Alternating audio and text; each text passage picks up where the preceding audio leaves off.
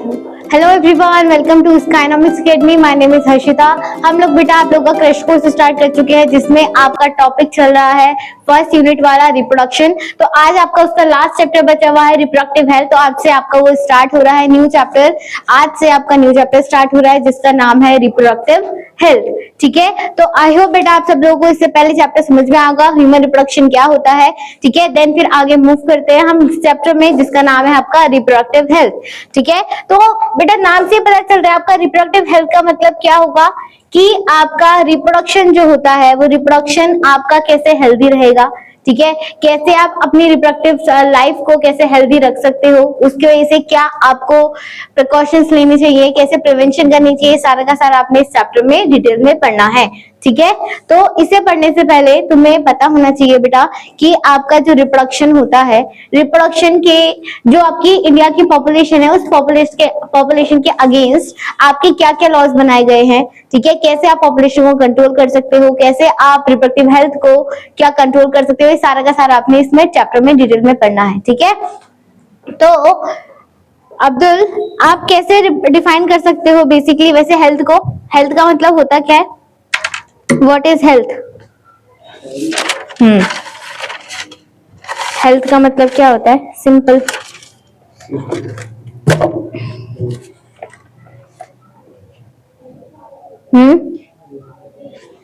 जो आपकी हेल्थ की डेफिनेशन होती है वो हेल्थ की डेफिनेशन क्या हो बोलोगे आप कि कोई भी पर्सन कैसे हेल्दी है, कैसे डिफाइन करो?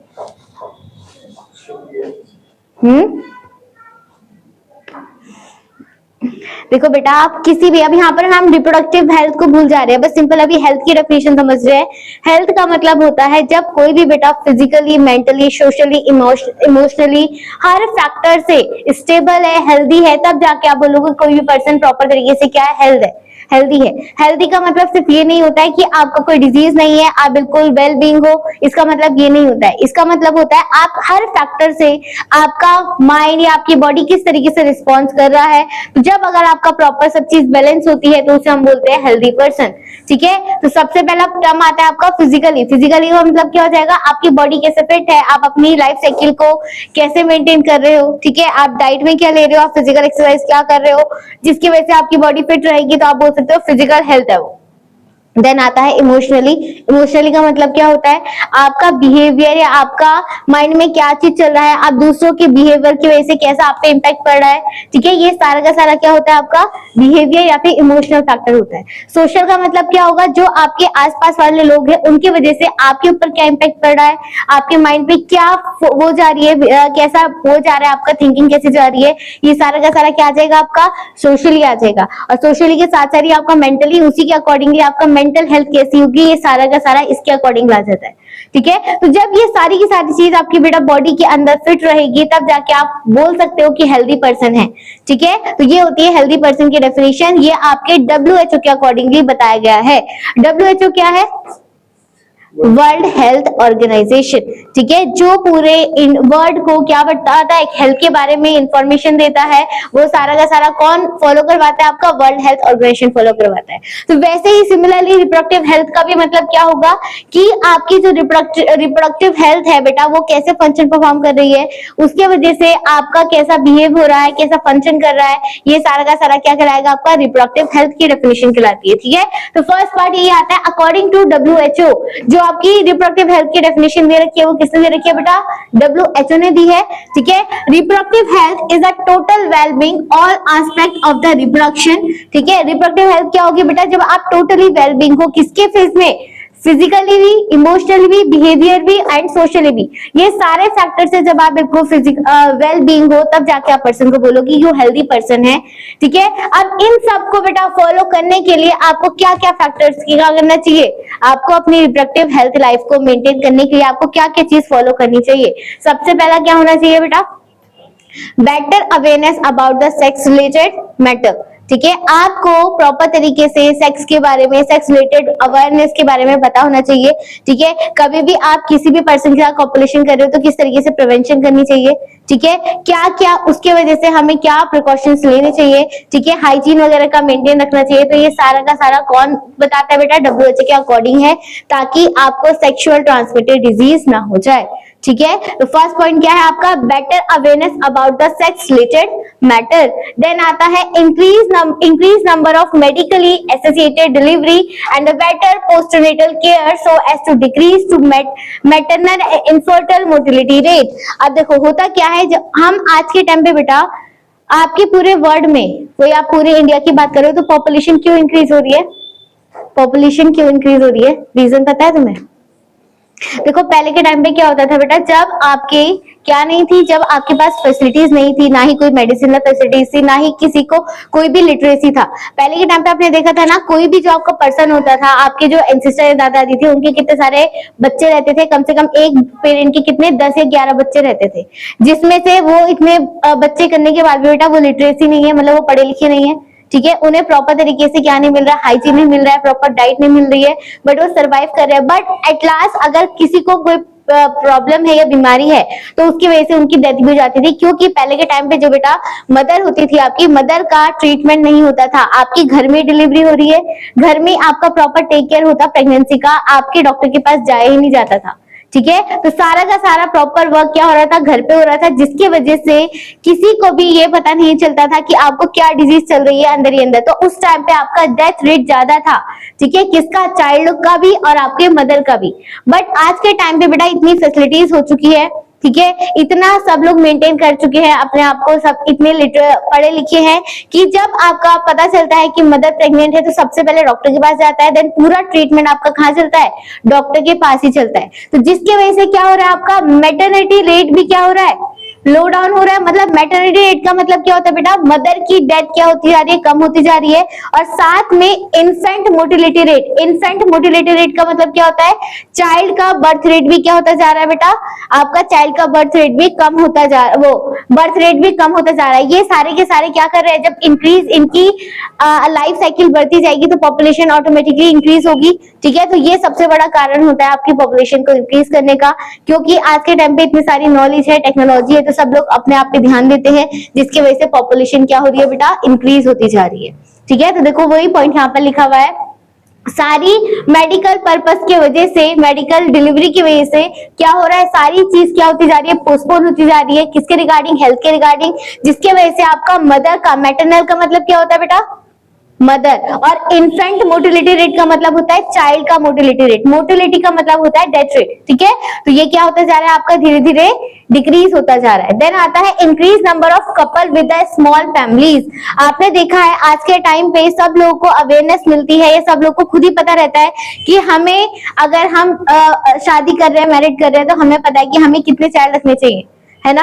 आप सब लोग चाहते हैं कि हमारी स्मॉल फैमिली रहे, 2 या 1 ही बच्चा रहे, जिसकी वजह से क्या हो रहा है बेटा, इंक्रीज नंबर ऑफ कपल्स क्या कर रहे हैं, स्मॉल फैमिली को बना रहे हैं, ठीक है। और वो जो हो रहा है तो वो सारा का सारा किसके बिहेवियर में हो रहा है, आपका डॉक्टर के अंडर, उसके अंडर हो रहा है सब चीज में, ठीक है। देन आता है इसी अवेयरनेस की वजह से बेटा आजकल के टाइम पे सब लोग को पता है कि सेक्सुअल ट्रांसमिटेड डिजीज क्या होती है, तो इसके अकॉर्डिंगली पहले से क्या रहते हैं, सब लोग प्रिपेयर रहते हैं, प्रिकॉशंस लेते हैं और सारी की सारी चीज मेंटेन करते हैं, ठीक है। Then overall increase the medical facilities for the sex related problem. और आज के टाइम पे जितनी भी सेक्स रिलेटेड प्रॉब्लम होती है उसकी सारी मेडिकल फैसिलिटीज अवेलेबल है, सबको पहले से अवेयरनेस रहती है और अपना मेंटेन रखते हैं सारी लाइफ साइकिल को, ठीक है। तो इसकी वजह से आपका क्या हो रहा है बेटा, आपकी पॉपुलेशन इंक्रीज होती जा रही है। अब एक बार बताओ मुझे, ये पॉपुलेशन जो इंक्रीज हो रही है इसको बैलेंस करने के लिए क्या करना चाहिए अब्दुल? पॉपुलेशन तो इंक्रीज हो रही है बट इसको बैलेंस करने के लिए हमें क्या करना चाहिए? सारी चीज फैसिलिटीज है, ऑटोमेटिकली सब चीज की पॉपुलेशन बढ़ेगी ही, ठीक है। एक तो हमें डिजीज का भी पता चलने लग गया है, तो आपको एम्ब्रियोनिक स्टेज में बचपन से पता चल जाता है, तो इसकी वजह से डेथ नहीं होती है।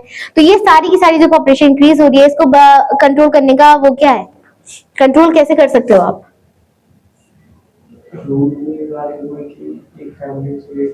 हाँ गुड, ठीक है। और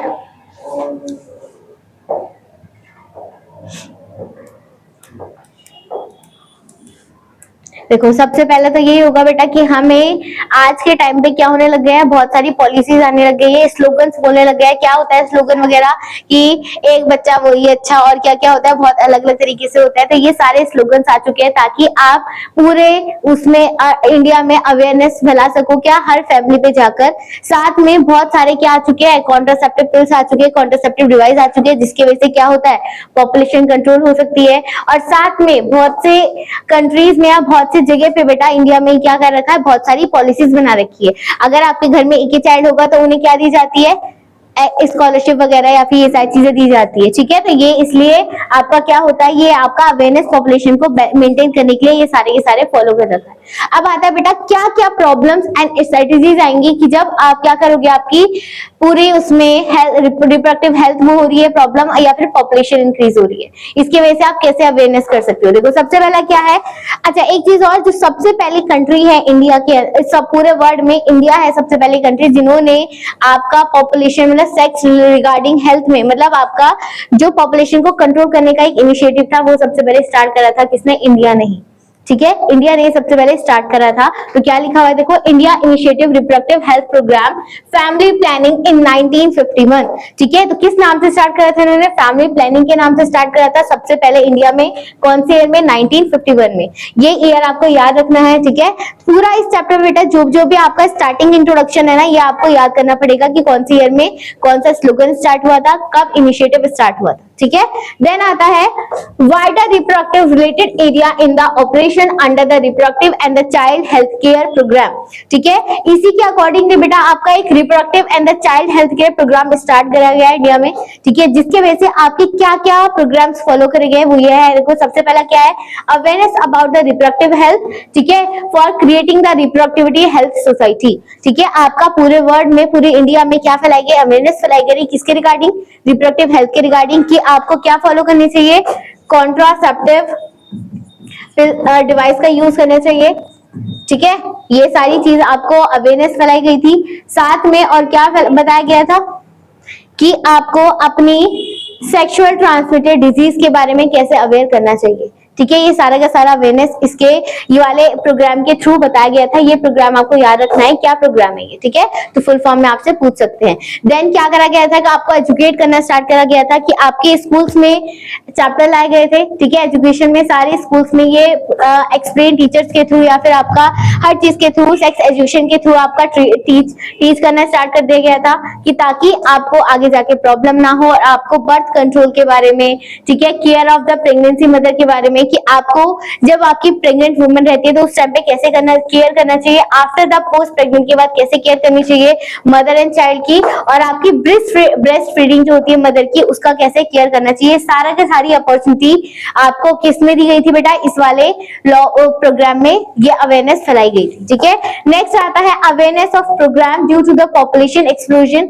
इसी में बताया गया था कि आप किस तरीके से पॉपुलेशन को कंट्रोल कर सकते हो। Social evils like the sex abuse and the sex related crime के बारे में भी बताया गया था। ठीक है, कि कैसे आपका क्राइम होता है सेक्स रिगार्डिंग, ये सारा का सारा आपको एक्सप्लेन कर गया था कि कैसे आप अपने आप को प्रोटेक्ट कर सकते हो। ये सारी अवेयरनेस आपको इस प्रोग्राम के अंडर बताई गई थी। ठीक है, और ये कब स्टार्ट करा था, इंडिया में 1951 में स्टार्ट करा गया था। ऑलराइट, चलो अब नेक्स्ट आता है बेटा कि आपका जो स्कूल में सेक्स एजुकेशन होती है उसको कराने का मकसद क्या है, क्यों इसको आपका एक्सप्लेन करा जा रहा था कि स्कूल में क्यों पढ़ाया जा रहा था। सबसे पहला क्या है, हर किसी को राइट इंफॉर्मेशन पता होनी चाहिए सेक्स के रिगार्डिंग। ठीक है, तुम्हें पता है कि बेटा आजकल के टाइम पे टीनेजर एज में बच्चे इतने अवेयर नहीं रहते हैं कि जिसकी वजह से वो गलत कदम उठा लेते हैं। ठीक है, अगर उन्हें पहले से क्या पढ़ाई जाएगी, सेक्स एजुकेशन की नॉलेज होगी, तो वो उस क्राइम से बच सकते हैं ना। ठीक है, तो इस वजह से आपकी क्या करी जाती है, सेक्स एजुकेशन पढ़ाई जाती है। साथ में आपको ये भी बताया जाता है कि आप किस तरीके से डिजीज में, सेक्स ट्रांसमिटेड डिजीज से बच सकते हो। तो ये सारा अवेयरनेस फैलाया गया था आपकी सेक्स एजुकेशन के रिगार्डिंग। ठीक है, तो सबसे पहला क्या है, to provide the right information about the sex related aspect, it help to avoid the sex related myth and the misconceptions. ठीक है, ये सारा का सारे जितने भी बेटा सेक्स रिगार्डिंग आपकी एजुकेशन होती है या फिर आपके मिसकंसेप्ट होते हैं उसको रिमूव करने के लिए आपको सेक्स एजुकेशन दी जाती है, to give the proper information about the reproductive organs, adolescence and related the change, safe hygiene, sexual practices and the sexual transmitted disease like AIDS and cancer। ठीक है, सेक्स एजुकेशन में आपको क्या explain करा गया था कि आपका टीनेजर के बाद फेल हो चाहे फीमेल हो, कैसे बॉडी में चेंजेस आते हैं, आपके रिप्रोडक्टिव ऑर्गन का क्या फंक्शन होता है। ठीक है, ये सारा का सारा अवेयरनेस फैलाई गई थी सेक्स एजुकेशन के थ्रू, और साथ में सेक्स रिलेटेड डिजीज के बारे में बताया गया था कि कैसे आप हाइजीन मेंटेन करोगे तो आपकी ये डिजीज कंट्रोल हो सकती है, आप इससे बच सकते हो। ठीक है, देन आता है बेटा आपका population explosion and the birth control, कि आपके पॉपुलेशन को कंट्रोल करने के लिए आपके कौन कौन से फैक्टर थे जिसकी वजह से आपके बर्थ कंट्रोल में वो करवाया गया था। देखो, आप सबसे पहले 1900 में बेटा वर्ल्ड की पॉपुलेशन देखी जाए, खुद 1900 के टाइम पे पूरे वर्ल्ड में 2 बिलियन के आसपास क्या थी, पॉपुलेशन थी। ठीक है, जिसमें 200 तो क्या थे बेटा, रॉकेट 6 मिलियन, मतलब आप टोटल बोल सकते हो 1900 में आपकी 6 मिलियन के आसपास क्या थी, पूरे वर्ल्ड में पॉपुलेशन थी। ठीक है, नेक्स्ट इसके अकॉर्डिंगली, इसी डाटा के अकॉर्डिंगली बस इंडिया में देखा जाए तो in India the population near by 350 million. ठीक है, मतलब 6 मिलियन अंदर अंदर आपकी 500 मिलियन पॉपुलेशन किसकी थी, इंडिया की थी। मतलब आप बोल सकते हो हर कंट्री में कम से कम आधे ज्यादा पॉपुलेशन किसकी बढ़ रही थी, इंडिया की ज्यादा थी। ठीक है, तो ये कहने का मतलब था एट द टाइम, क्योंकि ऐसा क्यों हो रहा था उस टाइम पे, क्योंकि सारे लोग इतने अवेयर हो चुके थे कि किस तरीके से अपने आप को प्रोटेक्ट कर सकते हो। नॉलेज लिटरेसी रेट इतना बढ़ चुका था कि अपने आप को वो क्या कर रहे थे, एजुकेट कर रहे थे, जिसकी वजह से पॉपुलेशन डेथ रेट क्या होता जा रहा था, कम होता जा रहा था। ठीक है, तो ये सारा कारण था। At the time of the independent it reaches the 1 billion by the 200 and cross the 1.2 million in May 2011 में बेटा इंडिया में ही इतनी बिलियन पॉपुलेशन इंक्रीज हो चुकी थी, 1.2 billion. It means the 6% in the world is in Indian. ठीक है, इससे आप बोल सकते हो कि आपके पूरे वर्ल्ड में, ठीक है, एवरी 6% क्या है, इंडियन ही कहलाएगा। तो ये डाटा आपको याद रखना है। ये वाली जो लाइन है आपकी, पूरे वर्ल्ड में जो इंडिया की रेट दिखाई गई थी 2011 के आसपास, वो कितना दिखाया था, 6% जो होगा वो एवरी क्या था, इंडिया का था। ठीक है, तो ये आपका डाटा याद रखना है, ये आपको इसी फॉर्म में दे सकते हैं एग्जाम में। ठीक है, चलिए, तो ये था बेसिकली तुम्हारा बेटा इंट्रोडक्शन। ठीक है, हेल्थ के रिगार्डिंग। लास्ट एक टॉपिक और है, देखो, according to the 2011 census report के accordingly our population growth rate was less than the 2%। ठीक है, थोड़ी पॉपुलेशन ग्रोथ रेट क्या हुई थी, कम हुई थी 2021 के अकॉर्डिंगली। कितना परसेंट, 2%। ठीक है, then at the rate at which our population could be increases rapidly. ठीक है, जिसके वजह से आपका क्या हो रहा था, कुछ टाइम बाद फिर से वो इंक्रीज होता जा रहा था। ठीक है, देन इसका पॉपुलेशन का एक्सप्लोजन का रीजन क्या था, अगेन वही बेटर फैसिलिटीज मिल रही थी सब लोगों को हेल्थ की, और आपका लिविंग कंडीशन क्या हो चुका था, बेटर हो चुका था, जिसके वजह से डेथ रेट क्या हो जाए, कम होता जा रहा है। ठीक है, then rapid decline in the death rate, maternal mortality rate and the infant mortality rate. देखो, ये आपको टर्म याद रखनी है। जब आपको फैसिलिटी सारी प्रोवाइड करवाई जा रही है तो उसके वजह से आपका कौन कौन सा डेथ रेट कम हो रहा है। सबसे पहला मैटरनल मोर्टिलिटी रेट, मतलब मदर की डेथ रेट कम हो रही है, और साथ में इन्फेंट मोर्टिलिटी रेट का मतलब क्या होता है, आपका बेबी की बात हो रही है। ठीक है, तो ये फुल फॉर्म आपको याद रखनी है, MMR एंड IMR, ये किसके बारे में हो रहा है। ठीक है, then increase the number of population the reproductable age.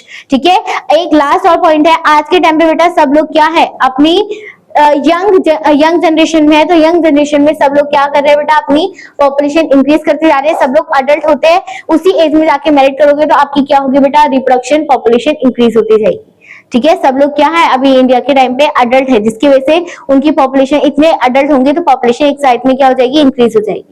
ठीक है, अब इसके वजह से क्या इंपैक्ट पड़ेगा, आपका blood, food, shelter and the clothing में क्या हो जाएगी, कमी हो जाएगी। ठीक है, तो ये सारा क्या पड़ता है, इंपैक्ट पड़ता है अगर एक साथ में पॉपुलेशन क्या हो जाए, इंक्रीज हो जाए। ठीक है, तो ये था तुम्हारा इंट्रोडक्शन।